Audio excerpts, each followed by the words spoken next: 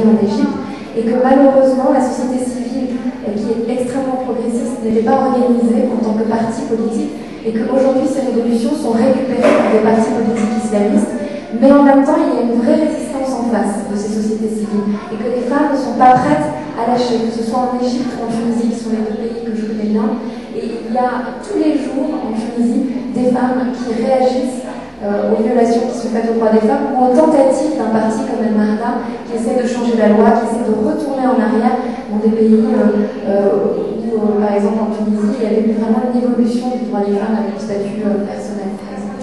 Alors justement, on va continuer à parler de cette lutte pour le droit au quotidien, dans des questions qui sont fondamentales avec vous, Maggie.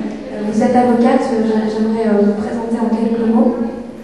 Et vous êtes spécialiste du droit de la famille. Vous êtes l'une des rédactrices du journal Journal of International Family Law, et vous êtes rédactrice en chef du Matrimonial and Family Law Factory. Vous êtes aussi l'auteur d'un livre, Pensions and Marriage Breakdown, et vous allez nous parler de la situation en Grande-Bretagne concernant la violence conjugale et le divorce. Et apparemment la situation est loin d'être parfaite dans un pays comme la Grande-Bretagne, où on pourrait imaginer que les femmes ont une situation privilégiée par rapport à d'autres pays.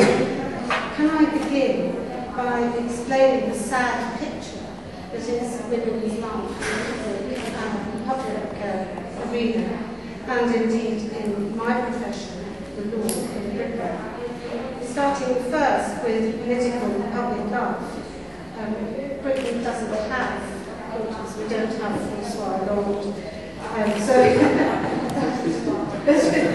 You could say that again, don't we? So we only have 22% of our women as members of parliament, 22 of our members of parliament are women, 22% of members of the House of Lords, which is our upper house, or second house parliament in Britain, that's 22% too, and 22% of cabinet ministers only are women. Amazingly, we have one Supreme Court judge these days who's a woman. She is the very first woman Supreme Court judge that we've ever had, and I know from speaking to her that she often feels fairly isolated in that job.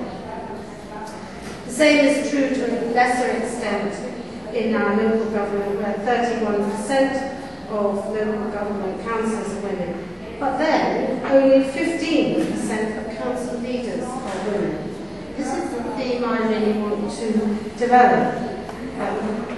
And it is that women enter political and professional life in the UK, but they do not succeed to reach the top. Interestingly, women are much more likely to succeed if they go and work in the voluntary sectors, where 48% of the leaders of voluntary organisations are women. So compare that, for example, to 22% of cabinet ministers who are women. I'm a solicitor in England, and I have been very fortunate that I have been successful, and I have become, for many years, a partner in the business, so I'm an owner in the business. So in the way in which solicitors look at life in the UK, I reached the top. That's great. And half of solicitors who qualify these days are women. And that figure has remained constant now for several years. This is not new that 50% of newly qualified solicitors are women. However, it remains the case that very, very few women reach the top in English law firms. I have a little picture here, actually. This is actually from an English language paper in Georgia. It says that the Eristavi Law Group is the first Georgian law firm with its own headquarters building. And there's a picture of the top partners. Now, you may not be able to see this, but you'll find, if you can come to the, you'll find that all then. Dans certain âge as well. Now, that is equally true, let me tell you, of these kind of law firms in the UK. So although we are qualifying and training 50% of our new solicitors who are women, they are not staying in the profession, and they're certainly not making it to the top. So I thought I'd look why this is, because I think it's a good illustration of you can win one battle, and one big battle we won. It was the battle for women to have access to professional training.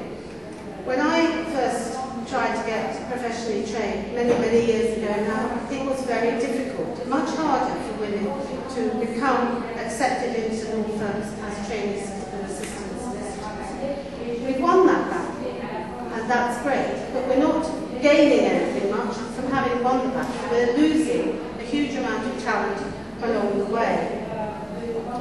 So why, I wonder, is that so? And I've got some suggestions, and these apply equally to public life, I think, as they do to my own profession. First is a male-dominated long-hour culture, a male-imposed long-hour culture in the workplace. It's very common in law firms who have in many ways come to copy business, as Tracy has done, to go for a long-hour culture, 12 to 14 hours work a day. The male-dominant partners are not only proponents of that culture, they're also deeply antipathetic to flexible working arrangements for men and women.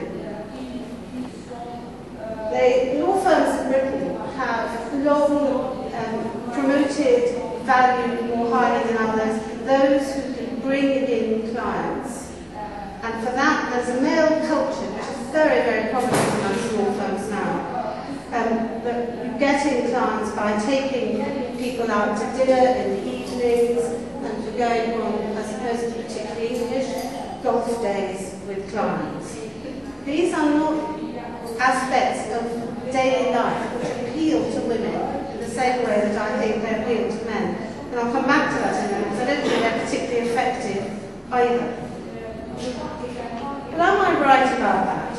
Well, the Association of Women's Solicitors in England did a survey recently, and this survey was conducted amongst women who had worked for 10 years or more in law firms, so not newly qualified lawyers, but those with considerable experience. 46 of those surveyed believed that lawyers had to put their job ahead of their families. 50% believe that if they used available work-life policies, i.e. flexible working and other policies that their employers had, doubtless with some reluctance in many cases made them, they believed that if they used them, their job prospects would be hindered. 44% believed that flexible working had a negative impact on their promotion chances. And of course, all of those factors are heightened in the kind of recession that is gripping the United Kingdom at the moment. And the result of all of this is that they just leave. Women do not want to work in those conditions, in that kind of atmosphere, and so they go. And one woman said, of our intake of 16, there are no women now who remain. 3 of that intake of 16, all men, are now partners. And that's pretty much the situation across the board. So I then want to end really by saying, what do I think we need to do? Having said that it's not enough to just win the battle for access to professions, you've got to make it a battle that you've really won by seeing women advance through those professions and indeed in public life. I think we've not perhaps paid enough attention to the efficacy, commercial justification of some of the workplace culture that predominates both in business and in public life and in professions in my country. For example, why is it assumed that long working days are efficient? You see a lot of people who spend 12 to 14 hours in the office and they don't necessarily get a great deal done. I see a lot of women who work much shorter hours who are supremely focused in the workplace. And I think that's something we should maybe cultivate a bit more. Client getting the new client through the door is of course very important, and men perhaps are better at it if you assume that golf days and evening meals work at that. But women are largely much better at nurturing the existing client and growing that client, and that is something which is simply not valued in our law firms and my business. And then the next question of childcare. As Tracy's already said, we have very expensive childcare already. We also have a very difficult childcare culture. My friends who are working mothers constantly feel guilty because they're out of work at all. Fathers, particularly in successful occupations, are not in a position to go against their workplace culture easily, to play more part in work and family life. It's a very difficult bind, and undoubtedly puts many women off coming back to work once they've had children. Not only that, but we make it hard for them to get jobs in law firms when they're a bit older and when their families are a little more grown up. And then finally, there is the complete economic stupidity of spending a fortune, and we do spend a fortune on training intelligent, able young women to become lawyers, and then watch them walk out the door, having gained almost no economic benefit from that process. So once we have won some battles, based on something you said yesterday, I think, we have to go on looking at what the next stage is, because these stages never stop.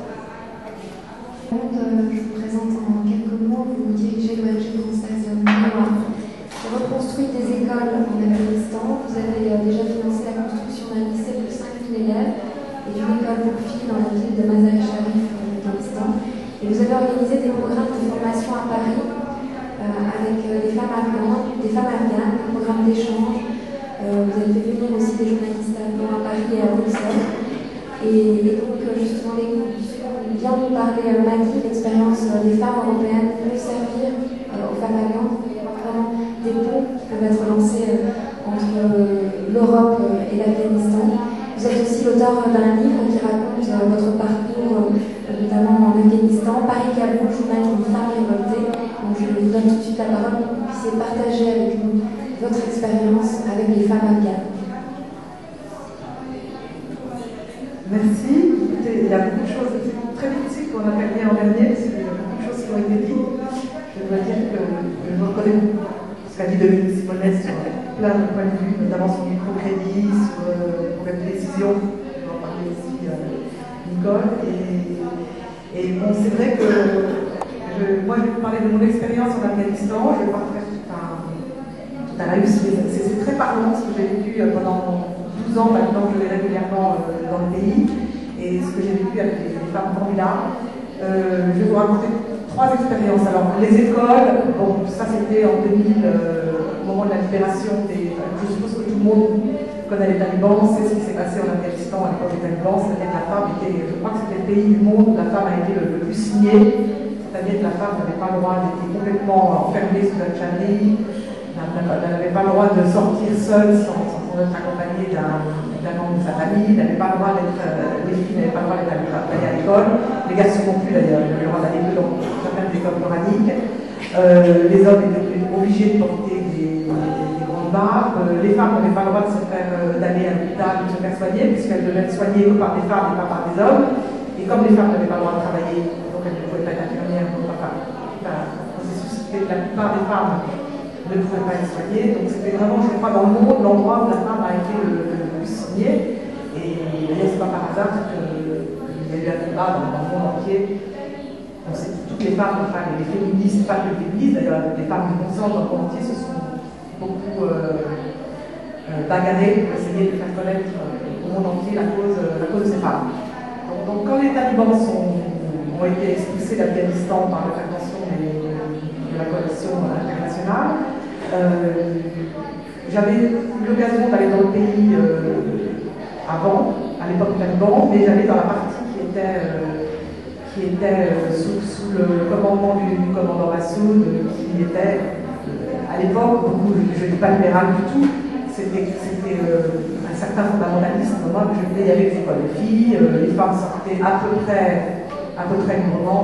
Je ne suis pas du tout en train de dire que ça allait bien.